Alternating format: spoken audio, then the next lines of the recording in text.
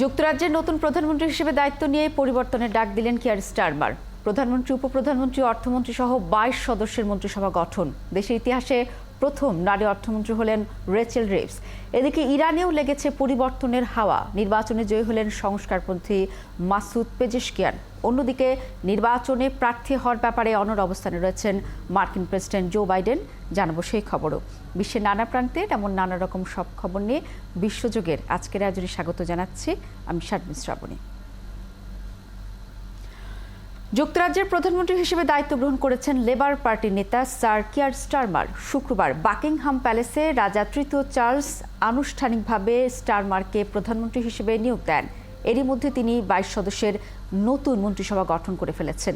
নতুন প্রধানমন্ত্রী হিসেবে শনিবার প্রথম কার্যদিবসেই কাজ শুরু করেছেন স্টারমার। বিস্তারিত প্রতিবেদনে। পরিবর্তনের ডাক দিয়ে নতুন প্রধানমন্ত্রী হিসেবে দায়িত্ব নিলেন লেবার পার্টির নেতা কিয়ার স্টারমার। প্রধানমন্ত্রী হিসেবে প্রথম ভাষণে স্টারমার বলেছেন, দেশকে নতুনভাবে এগিয়ে নেওয়ার জন্য তিনি কাজ করবেন। জনগণ সুচিন্তিতভাবে পরিবর্তন এবং জনগণের সেবামূলক রাজনীতির জন্য ভোট দিয়েছে। তবে দেশকে পরিবর্তন করা সুইচ চাপার মতো নয়। বিশ্বে এখন অস্থিরতা চলছেই, তাই যে কোনো পরিবর্তনের জন্য সময় প্রয়োজন হবে। কথা এবং কাজে মিল রেখে এরই মধ্যে বিভিন্ন পদে মন্ত্রীদের নাম ঘোষণা করেছেন স্টারমার। দেশটির নতুন উপপ্রধানমন্ত্রী হিসেবে অ্যাঞ্জেলা রেইনাকে নিয়োগ দেওয়া হয়েছে।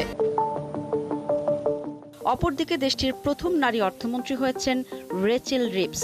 যুক্তরাজ্যের ইতিহাসে ৪৫ বছর বয়সী রিভসই প্রথম নারী অর্থমন্ত্রী হয়েছেন। দেশের নতুন স্বরাষ্ট্রমন্ত্রী হয়েছেন ইয়েভেত্তে কুপার। অপরদিকে ডেভিড লেমিকে পররাষ্ট্রমন্ত্রী হিসেবে দায়িত্ব দেওয়া হয়েছে। স্বাস্থ্যমন্ত্রী করা হয়েছে ওয়েস স্ট্রিটিংকে। এদিকে শিক্ষামন্ত্রী হয়েছেন ব্রিজেট ফিলিপসন। জ্বালানি মন্ত্রী করা হয়েছে অ্যাড মিলিব্যান্ডকে। এছাড়া বিচার মন্ত্রী করা হয়েছে শাবানা মাহমুদকে। দেশটির অন্যতম গুরুত্বপূর্ণ একটি পদ প্রতিরক্ষা মন্ত্রী। এই পদে বসানো হয়েছে জন হিলিককে। লুইস হেইগ হয়েছেন পরিবহন মন্ত্রী। স্টিভ রিড পরিবেশ মন্ত্রী। পিটার কাইলি বিজ্ঞান, উদ্ভাবন ও প্রযুক্তি বিষয়ক মন্ত্রী হিসেবে নিয়োগ পেয়েছেন। এবারের নির্বাচনে বিপুল ব্যবধানে জয় পেয়ে সরকার গঠন করেছে লেবার পার্টি। আর নির্বাচনে হেরে কনজারভেটিভ পার্টিকে টানা ১৪ বছর পর ক্ষমতা থেকে সরে যেতে হলো। শারমিন শ্রাবণী, ৭১। যুক্তরাজ্যের নতুন প্রধানমন্ত্রী হিসেবে দায়িত্ব নিয়েছেন লেবার পার্টির নেতা স্যার কিয়ার স্টারমার। যেমনটি বলছিলাম, এখন অনেকের মাঝে প্রশ্ন উঠেছে, কেমন হতে পারে একটা সময় কট্টর বাম রাজনীতি করে আসা এই রাজনীতিকের পররাষ্ট্রমন্ত্রী। সৃষ্টি ঘটকের প্রতিবেদনে জানুন বিস্তারিত। যুক্তরাষ্ট্রের সঙ্গে বরাবরই উষ্ণ সম্পর্ক যুক্তরাজ্যের। সেই বিষয়টি মাথায় রেখে স্টারমার জানিয়েছেন, আসন্ন মার্কিন প্রেসিডেন্ট নির্বাচনে যেই জয়ী হন না কেন বন্ধুত্বপূর্ণ সম্পর্ক বজায় রাখবেন তিনি। লেবার পার্টির এই প্রধানমন্ত্রী আরও বলেছেন, যুক্তরাজ্য যুক্তরাষ্ট্রের সম্পর্ক ব্যক্তি স্বার্থের ঊর্ধ্বে। স্টারমার ইউরোপীয় ইউনিয়নের একক বাজার বা কাস্টমস ইউনিয়নে পুনরায় যোগদানের বিষয়টি অস্বীকার করেছেন। তবে তার দল বলেছে যে কিছু বাণিজ্য বাধা অপসারণ করা এখনও সম্ভব, বিশেষত ছোট সংস্থাগুলোর জন্য। লেবার পার্টির দলীয় ইশতেহারে বলা হয়েছে, ইউক্রেনের জন্য যুক্তরাজ্যের সামরিক, আর্থিক, কূটনৈতিক ও রাজনৈতিক সমর্থন অবিচল থাকবে। এছাড়া স্টারমার জানিয়েছেন, তিনি ফিলিস্তিনি রাষ্ট্রকে স্বীকৃতি দিতে চান। তবে তিনি এও বলেছেন, শান্তি প্রক্রিয়ায় এই ধরনের পদক্ষেপ সঠিক সময়ে আসতে হবে। যদিও হামাস ইসরায়েল সংঘাত ইস্যুতে গত বছর নভেম্বরে গাজায় ইসরায়েলের হামলা বন্ধে যুদ্ধবিরতির বিপক্ষে ভোট দিয়েছিলেন স্টারমার। লেবার পার্টির এই নেতা জানান, ইসরায়েল সহ প্রতিটি দেশকে আন্তর্জাতিক আদালতে যথাযথভাবে জবাবদিহি করতে হবে। প্রধানমন্ত্রী হিসেবে ইসরায়েলের কাছে অস্ত্র বিক্রি করা উচিত কিনা বিষয়টি পর্যালোচনা করে দেখার কথাও জানিয়েছেন তিনি। এদিকে লেবার পার্টি বলেছে, তারা চীনের সঙ্গেও সম্পর্ক পরিচালনার জন্য একটি দীর্ঘমেয়াদী ও কৌশলগত পদ্ধতি নিয়ে আসবে। সৃষ্টি ঘটক, ৭১। যুক্তরাজ্যের সরকার গঠনের বিষয়ে বিস্তারিত জানাতে যুক্তরাজ্যের লন্ডন থেকে যোগ দিয়েছেন বিবিসি মিডিয়া অ্যাকশনের রিসার্চ ম্যানেজার সঞ্জীব সাহা। আপনাকে স্বাগত জানাচ্ছি বিশ্বযোগে। এই যে পরিবর্তনের কথা বলেছেন যুক্তরাজ্যের নতুন প্রধানমন্ত্রী স্টারমার, কি ধরনের পরিবর্তন আসতে যাচ্ছে বলে মনে করেন আপনি? ধন্যবাদ। আসলে অনেক দিন ধরে, প্রায় 14 বছর ধরে কনজারভেটিভ পার্টি ক্ষমতায় ছিলেন এবং বিশেষ করে প্যান্ডেমিকের পরে, ব্রেক্সিটের পর থেকে ইকোনমি অনেক স্লো এবং প্যান্ডেমিকের পরে পুরো ব্রিটেনের অর্থনীতি, মানে ওয়েস্টার্ন ওয়ার্ল্ডের অর্থনীতি ধুঁকছে। পরিবর্তনের মধ্যে সবচাইতে বেশি যে বিষয়টি আলোচিত হয়েছে এবং লেবার পার্টি যে জায়গাটিতে প্রথম কাজ করতে যায় সেটি হচ্ছে পাবলিক সার্ভিস, মানে যেখানে মানুষের সরাসরি ইন্টারেস্ট রয়েছে এবং ব্রিটেন একটি রাষ্ট্র হিসেবে তার নাগরিকদেরকে যে সুবিধাগুলি দিয়ে থাকেন সেই জায়গাগুলিতে মানুষ অনেক বেশি সাফার করছিল। তার মধ্যে যে হেলথ সেক্টর, এখানে দীর্ঘ যে জ্বর লেগে আছে, মানুষজন ডাক্তার দেখাতে পারছেন না, অ্যাপয়েন্টমেন্ট পাচ্ছেন না, সেই জায়গাটিতে তারা একটি বড় পরিবর্তন আনতে চান। তারা প্রতি সপ্তাহে 40,000 বেশি অ্যাপয়েন্টমেন্ট দিতে চান, ডাক্তাররা যাতে উইকেন্ডেও কাজ করেন সেই জায়গাটি তারা নিশ্চিত করতে চান এবং প্রাইভেট সেক্টরকে ইনভলভ করতে চান যাতে এই জায়গাটিতে দ্রুত গতি আসে। একটি বড় পরিবর্তন তারা শুরু থেকে বলে আসছেন এবং এটি লেবার সবসময় করে থাকে যখন তারা ক্ষমতায় আসে, সেটি হচ্ছে যে কিছু কিছু সার্ভিসকে ন্যাশনালাইজ করা। এবার যেটি হয়েছে যে ব্রিটেনের ওয়াটার কোম্পানিগুলো খুবই বড় দুর্নীতি দেখা দিয়েছে। বিশেষ করে কিছু কিছু ওয়াটার কোম্পানি পয়সার অভাব দেখিয়ে তারা সরাসরি নদীতে বা সমুদ্রে বর্জ্য ফেলছিল। সেই জায়গাটিতে একটি বড় স্ট্রিক্ট মেজার তারা নেবেন এবং থেমস ওয়াটার, যেটি ব্রিটেনের সবচেয়ে বড় ওয়াটার কোম্পানি, মানে পানি সাপ্লাই দেয়, তাদেরকে তারা ন্যাশনালাইজ করবেন এবং এর সাথে সাথে গ্যাস এবং বিদ্যুতের জন্য গ্রেট ব্রিটিশ পাওয়ার নামে একটি ন্যাশনালাইজ কোম্পানি তৈরি করার কথা বলেছেন। এবং তিনি একই সাথে যে রেল সেক্টর আছেন, যেটি ব্রিটেনের যেভাবে চলে সেটি হচ্ছে রেল ট্র্যাকগুলো সরকারি মালিকানায় এবং তারা সেগুলি নিয়ন্ত্রণ করেন এবং পরিচালনা করেন। সজীব সাহেব, আমি যদি আপনার কথার সাথে একটি মিল রেখে বলি যে সব কিছুতেই শেষ পর্যন্ত পরিবর্তন হওয়া লাগবে বলে আপনি মনে করছেন, ছোট্ট করে একটু বলবেন যে বিশ্বজুড়ে যখন অর্থনৈতিক সংকট তখন প্রথম নারী অর্থমন্ত্রী নিয়োগ দেওয়া হলো, বিষয়টি আসলে ব্রিটিশরা কিভাবে দেখছে এবং অর্থনীতিবিদ যারা আছেন তারাই কিভাবে দেখছেন? ধন্যবাদ। দুটি প্রশ্ন খুবই একে অপরের সাথে পরিপূরক।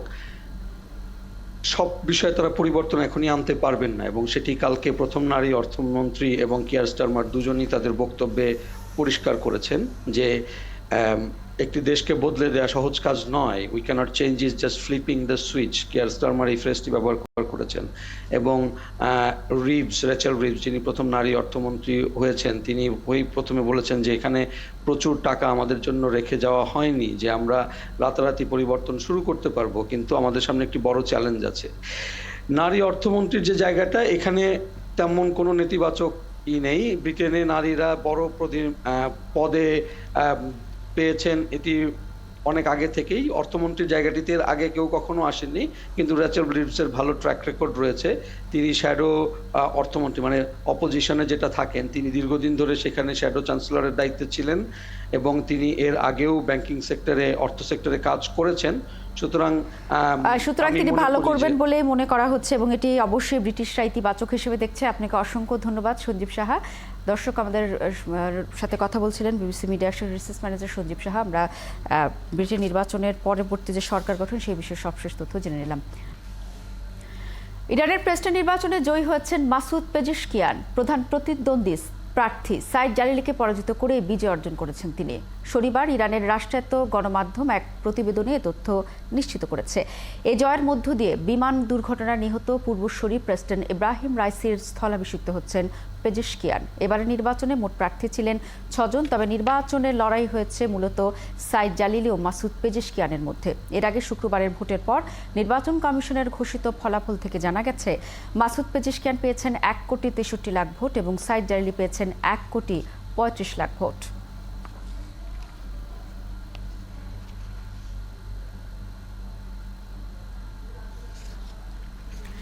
ইরান প্রেসিডেন্ট নির্বাচনের ফলাফলের বিষয়ে কথা বলতে আমাদের সাথে যুক্ত হয়েছেন মধ্যপ্রাচ্য বিষয়ক বিশ্লেষক মোহাম্মদ আশিকুর রহমান।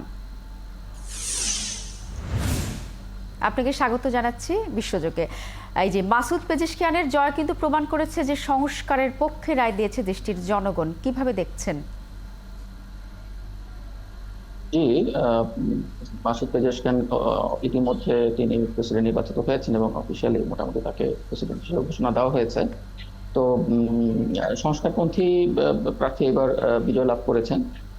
এবং ইরানে এটা মোটামুটি হয়ে থাকে যে একটা টার্ম বা দুইটা টার্ম যাওয়ার পরে অল্টার করে করে জনগণ আসলে কখনো সংস্কারপন্থীরা কখনো রক্ষণশীলরা তারা ক্ষমতায় আসেন, যেটা সাধারণত গণতান্ত্রিক দেশগুলোতে সবসময় হয়ে থাকে। একটা পার্টি তো আর বা একটা মোর্চা বা একটা কি বলে যে চিন্তাধারার লোকরা তো সবসময় ক্ষমতা থাকবে না। তো সেই হিসাবে এবার তিনি ক্ষমতায় এসেছেন। তবে লড়াইটা বেশ হাড্ডাহাড্ডি হয়েছে। এরকম শোনা যাচ্ছে যে বাকের কালিবাফ, যিনি বর্তমান স্পিকার রয়েছেন, তিনি একজন শক্তিশালী প্রার্থী ছিলেন। তিনি যদি থাকতেন এবং সাইদ জালিলি যদি উইথড্র করতেন তাহলে হয়তো বাকের কালিবাফ জিতে যেতে পারতো, এই ধরনের কথাবার্তাও শোনা যাচ্ছে। তবে যাই হোক, শেষ পর্যন্ত সাইদ জালিলি তিনি রয়ে গিয়েছিলেন এবং মানে ভোটটা মাসুদ পেজেশকিয়ানের দিকেই বেশি পড়েছে। তবে যেটা মানে ভালো বিষয় সেটা হচ্ছে যে ইরানের এই যে মানে একটা পরিবর্তন আসলো, কিংবা আগের সরকারের চেয়ে এখন একটা অন্য নীতি সরকার এবং হয়তো ভবিষ্যতে আবার অন্য নীতি সরকার আসবে, এই বিষয়টাকে কিন্তু ইরানে বেশ পজিটিভ ভাবে দেখা হয়। মানে এই জায়গাটাতে একটু আপনাকে প্রশ্ন করতে চাই, যেহেতু ইরানিরাই এই জিনিসটাকে ইতিবাচক হিসেবে দেখছে এবং আমরা জানি যে মাসুদ পেজেশকিয়ান যখন প্রচার চালিয়েছেন তিনি পশ্চিমাদের সাথে সম্পর্ক উন্নয়নের প্রতি জোর দিয়েছেন, সেক্ষেত্রে তার সরকারের পররাষ্ট্রনীতি কেমন হতে পারে বলে আভাস দিয়েছেন? এমনি এই যে নির্বাচন সংস্কৃতির কথা যেটা বলছিলাম, যে ইরানে কিন্তু সাথে সাথে প্রেসিডেন্ট পেজেশকিয়ানকে কিন্তু সাইদ জালিলি তারা শুভেচ্ছা জানিয়েছেন, নির্বাচনের ফলাফল মেনে নিয়েছেন এবং এই নিয়ে কোনো সমস্যা হয়নি। এটা ইরানের স্বচ্ছ একটা নির্বাচনী ব্যবস্থা এবং ইরানের নির্বাচন একটা সুন্দর সংস্কৃতি কিন্তু এখানে আমরা দেখতে পাই। আর বিপ্লবের মানে সংস্কারপন্থীদেরকে যেভাবে পশ্চিমা মিডিয়ায় তুলে ধরা হয় যে তারা আসলে বিপ্লবের সাথে একমত না, বিষয়টা কিন্তু এরকম না। তারা যেটা বলতে চান সেটা হচ্ছে যে বিপ্লব রক্ষার নীতি এবং কৌশলের ক্ষেত্রে পশ্চিমাদের সাথে তাদের সম্পর্কটা কেমন হবে, কৌশলটা কেমন হবে, সেই বিষয়ে রক্ষণশীলদের সাথে সংস্কারপন্থীদের একটা নীতিগত পার্থক্য কিংবা কৌশলের পার্থক্য দেখতে পাওয়া যায়। কিন্তু উভয় পক্ষ কিন্তু ইরানের ইসলামিক বিপ্লবের মৌলিক যে নীতিমালাগুলো রয়েছে সেগুলোর প্রতি শ্রদ্ধাশীল এবং তারা বিপ্লবকে রক্ষা করতে চান। শুধু বিপ্লবকে রক্ষা করার কৌশল নিয়ে তাদের মধ্যে একটু মতবিরোধ কিংবা যেটাকে বলা যায় নীতি এবং কৌশলের পার্থক্য, সেটা আমরা দেখতে পাই। আর ইরানের যে মানে পররাষ্ট্র নীতি সেটা কিন্তু মৌলিক, এর আগেও কিন্তু সংস্কারপন্থীরা বেশ কয়েকবার ক্ষমতায় ছিলেন, রক্ষণশীলরাও বেশ কয়েকবার ক্ষমতায় ছিলেন, কিন্তু ইরানের যে মৌলিক পররাষ্ট্র নীতি সেটার কিন্তু কখনো পরিবর্তন খুব বড় ধরনের দেখা যায় না। শুধু কিছু কৌশলের পরিবর্তন দেখা যায়, যেমন পশ্চিমাদের সাথে কি একটা চুক্তির মাধ্যমে তাদের সাথে কৌশল করে কি এক ধরনের অবরোধকে উঠিয়ে সেভাবে অর্থনীতিকে তারা চালাবেন, নাকি অবরোধকে মানে ব্যর্থ করার মাধ্যমে তারা পশ্চিমাদের সাথে এক ধরনের একটা টাসেলে গিয়ে তারপরে সেভাবে অর্থনীতি শক্তিশালী করবেন। এই বিষয়ে শুধু নীতিগত এবং কিছু কৌশলগত পার্থক্য আমরা অর্থাৎ দেখি, খুব কিন্তু বেশি রকমের পরিবর্তনের সম্ভাবনা নেই, যেমনটি বলছিলেন। শুধুমাত্র পশ্চিমাদের সাথে অবরোধ সংশ্লিষ্ট যে কৌশলগুলি সেগুলি পরিবর্তন হওয়ার কথা আপনি বলছেন। আপনাকে অসংখ্য ধন্যবাদ। দর্শক, আমাদের সাথে যুক্ত হয়েছেন মোহাম্মদ আশিকুর রহমান, মধ্যপ্রাচ্য বিষয়ক বিশ্লেষক, কৌম ইরান থেকে। এবার জানিয়ে দেব গাজা যুদ্ধ পরিস্থিতির খবর। গাজায় গেল 24 ঘন্টা ইসরায়েলি হামলায় 27 জন ফিলিস্তিনি নিহত হয়েছেন। শুক্রবারের এই হামলায় নিহতদের মধ্যে 2 জন ফিলিস্তিনি সাংবাদিকও আছেন বলে জানিয়েছে গাজার হামাস নিয়ন্ত্রিত স্বাস্থ্য মন্ত্রণালয়। এ নিয়ে গাজা ইসরায়েলি হামলায় এখন পর্যন্ত 38,011 জন ফিলিস্তিনি নিহত হয়েছেন। হামাসের সামরিক শাখা আল কাশেম ব্রিগেড জানিয়েছে গাজা সিটির সুজাইয়ায় অভিযান চালিয়ে তারা 10 জন ইসরায়েলি সেনাকে হত্যা করেছে। এক টেলিগ্রাম বার্তায় আল কাশেম ব্রিগেড বলেছে ইসরায়েলি সেনাদের দখলে থাকা ভবনে টিবিজি রকেট দিয়ে হামলা চালিয়েছে তারা। এছাড়া ইয়াসিন 105 রকেট দিয়ে ইসরায়েলিদের একটি মার্কাভা 4 ট্যাঙ্কেও হামলা চালানো হয়েছে বলে জানিয়েছে হামাস। অধিকৃত পশ্চিম তীরের জেনিনে ইসরায়েলের সামরিক অভিযানে 7 জন ফিলিস্তিনি নিহত হয়েছেন। শুক্রবার ফিলিস্তিনি স্বাস্থ্য মন্ত্রণালয় তথ্য জানিয়েছে। ইসরায়েলি বাহিনী জানিয়েছে তারা পশ্চিম তীরের জেনিন শহরে বিমান হামলা সহ সন্ত্রাস বিরোধী তৎপরতা চালাচ্ছে। সেদিন ইসরায়েলি সেনারা একটি ভবন ঘিরে ফিলিস্তিনিদের উপর বিমান হামলা চালায়। এর আগে ইসরায়েলি হামলায় জেনিনে আরও 5 ফিলিস্তিনি নিহত হয়েছেন, তবে তাদের বিষয়ে বিস্তারিত জানায়নি ফিলিস্তিনি স্বাস্থ্য মন্ত্রণালয়। এদিকে ইসরায়েলি বসতি স্থাপন বিরোধী একটি পর্যবেক্ষণ গোষ্ঠী জানিয়েছে ইসরায়েলি সরকার অধিকৃত পশ্চিম তীরের বসতিগুলিতে প্রায় 5300 নতুন বাড়ি নির্মাণের পরিকল্পনা করছে। যুক্তরাষ্ট্রের প্রেসিডেন্ট নির্বাচন সামনে রেখে এবার জো বাইডেনের থেকে মুখ ফেরানো শুরু করেছেন অর্থদাতারা। এরই মধ্যে তার দল ডেমোক্রেটিক পার্টির তহবিল অর্থ না দেওয়ার ঘোষণা দিয়েছে প্রভাবশালী ডিজনি পরিবার। ডিজনি পরিবার ডেমোক্রেটিক পার্টির প্রধান অর্থদাতাদের একটি। গত বৃহস্পতিবার এই পরিবারের উত্তরাধিকারী অ্যাবিগেলি ডিজনি এক বিবৃতিতে বলেন, জো বাইডেন যদি নির্বাচন থেকে সরে না দাঁড়ান তাহলে তার দলকে অনুদান দেওয়া বন্ধ করবেন তিনি, কারণ তিনি নিশ্চিত বাইডেন নির্বাচন থেকে সরে না দাঁড়ালে ডেমোক্রেটদের পরাজয় হবে। এর ফল খুবই ভয়ানক।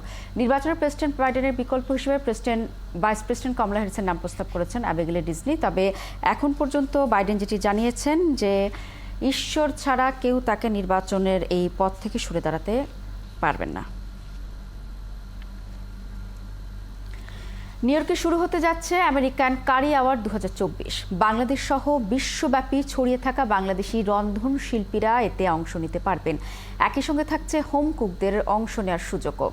এই আসরে চূড়ান্ত পর্ব অনুষ্ঠিত হবে আগামী 17 নভেম্বর নিউ ইয়র্কের টেরেস অন দ্য পার্কে। নিউ ইয়র্কের জ্যামাইকা আয়োজিত একটি সংবাদ সম্মেলনে উদ্যোক্তারা এসব তথ্য জানিয়েছেন। বিশ্বব্যাপী বাংলাদেশের খাবার, বিশেষ করে কারিকে তুলে ধরাই আয়োজনের উদ্দেশ্য। বাংলাদেশি খাবার ব্র্যান্ডিংয়ের মাধ্যমে মর্যাদার একটি আসরে নিয়ে যাওয়া এবং ভবিষ্যৎ প্রজন্মকে শেফ হিসেবে আগ্রহীরা ওয়েবসাইটের মাধ্যমে নিবন্ধন করে রেসিপি জমা দিতে পারবেন। এতে বিচারক হিসেবে থাকবেন বিভিন্ন দেশের বিখ্যাত কয়েকজন শেফ। বাংলাদেশি নতুন প্রজন্ম এবং শিক্ষিত বেকার যারা আছে, এই পেশাতে যারা আসতে চায় তাদেরকে নতুনভাবে পথ উন্মোচন করাই আমাদের এই কারি অ্যাওয়ার্ডের আরেকটি উদ্দেশ্য। এতক্ষণ সাথে থাকার জন্য ধন্যবাদ। কাল একই সময় আবারও হাজির হবে বিশ্বযোগ। সরাসরি সংবাদ অনুষ্ঠান দেখতে থাকুন ৭১ ফেসবুক পেজে এবং সাবস্ক্রাইব করুন ৭১ ইউটিউব চ্যানেল। ৭১-এর সাথেই থাকুন।